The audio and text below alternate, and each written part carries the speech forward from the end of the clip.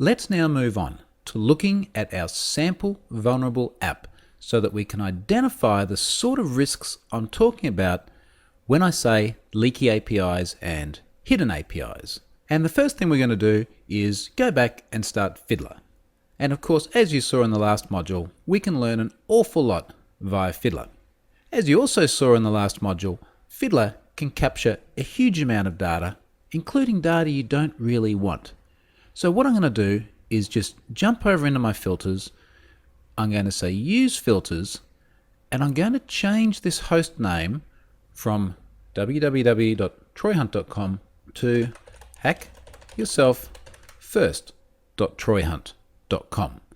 That's what the mobile device hits for every one of the API requests. And again, that's a live running website. You can go and access this right now and see exactly the same services for yourself that you'll be seeing throughout the rest of this course. So that's great. Let's just move off this tab and it will save it. Just to show what I mean, back to the filters tab, the yellow box has disappeared. This filter is now active. Now what I want to do is go and fire up our sample vulnerable app. So I'm going to drag the emulator over here just to the right side of Fiddler so we can actually see the request that it makes as it loads. And now we can see the requests that the app has made.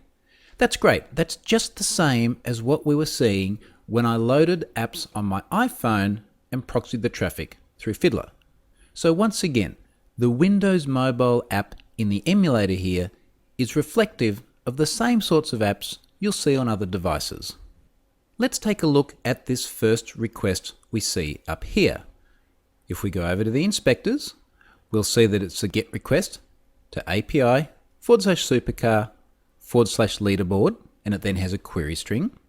If we scroll over a little bit and look at the content type, we can see that it is JSON. So we can always go down and look at the response with the JSON syntax highlighter. So here we go. This is pretty predictable. There's the McLaren. There's the Nissan. There's a Pagani. Now, of course, one question you might ask in looking at this is, do we really need all of this data right now? Look at this compared to the app. I'll move it over here a little bit. In the app, we see the manufacturer, or the make, if you like. We see the model, so for example, P1, and we see the number of votes. Do we really need to have engine capacity, engine layout, speed and torque and power? In fact, we're paying a premium to return all of this data when clearly it's not even being used. At least not yet. There may be use cases where this data is then reused and it saves another action later on. So I don't want to rule it out completely. But following from the earlier module where we looked at really excessive image data, it's a point worth making. Now, of course, the other thing we see in the requests here is a bunch of images. So we can grab one of those, down to image views, and there's the McLaren P1. Next one, there's the Pagani Huayra. There's an Aston Martin 177. Now these are actually very small images too. 60 by 45 thumbnails. That's great. Efficient, makes sense, and as you can see from the body size up here, they're only about 1.5K. Let's get back to the security side of things though. I'm just going to scroll over so we can see the host and the URL. I'm going to bring back the emulator with the app, put it over to the right again. Let's now take a look at one of these vehicles.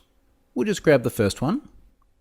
We'll drill down, and as we drill down we see two more requests. Now one of these, number 57, is clearly a request to an API. We can see that in the URL. So that's probably gone and gotten us the data that we see on the screen here. And the second one is a request to a JPEG.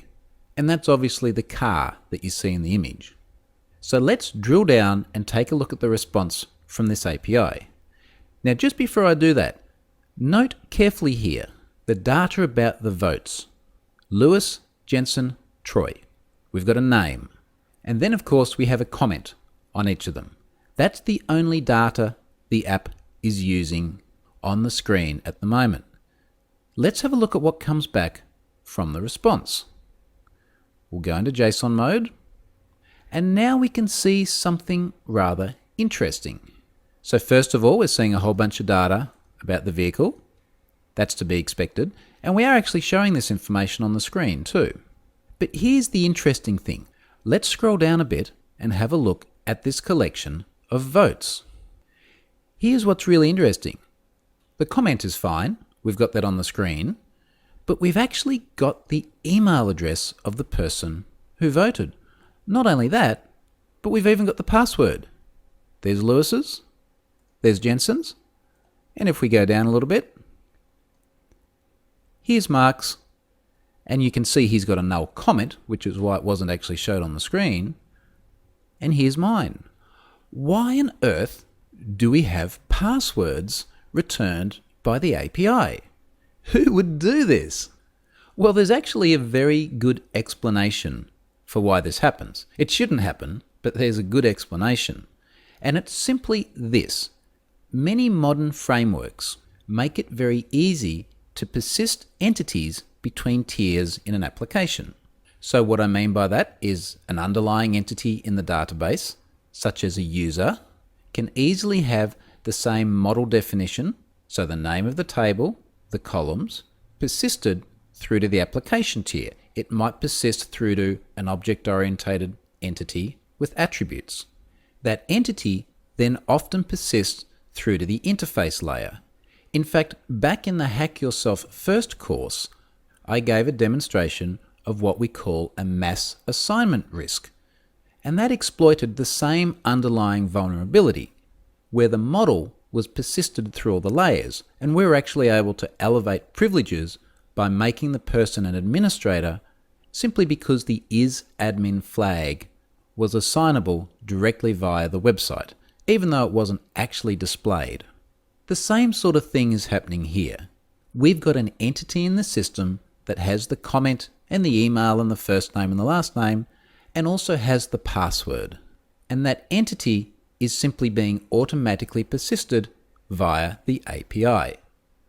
Now clearly, this is a terrible practice. But again, I want to reiterate, it happens. I've seen it happen in real live applications. You may well find that if you proxy the traffic on your device and start opening apps, you'll see similar behavior. It wouldn't surprise me in the least.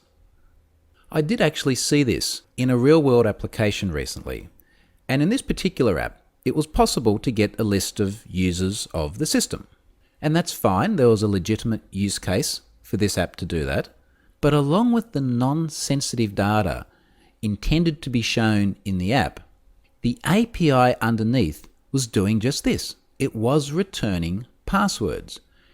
Now, it only took me a couple of minutes to discover that, because the first thing I did was proxy the traffic through Fiddler, which of course, as you've now seen, is extremely trivial.